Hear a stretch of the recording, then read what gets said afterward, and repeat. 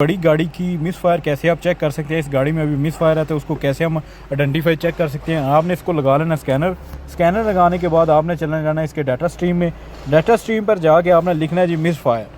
अब जैसे ही miss fire लिखेंगे तो इन बड़ी गाड़ी में ये ऑप्शन आता है कि मिस फायर आप चेक कर सकते हैं इस तरीके से। देखें यहाँ 3 नंबर पर हमारा मिस फायर शो कर रहा है। देखें ये 3 4 5 ये 100 तक जाता है। जितना ज़्यादा मिस फायर होगा, जितना ज़्यादा मिस फायर होगा उतना ही ये नंबर आएगा। तो जैसा कि आप देख रहे हैं इस गाड़ी में 3 नंबर पर हमारा मिस फायर आ रहा है और माइनर मिस फायर आ रहा है, जिस वजह से गाड़ी खड़ी हुई थोड़ी सी वाइब्रेशन कर रही है और कुर्सी पर जैसे ही आप बैठते हैं तो आपको अंदाज़ा होता है कि गाड़ी मिस फायर कर रही है।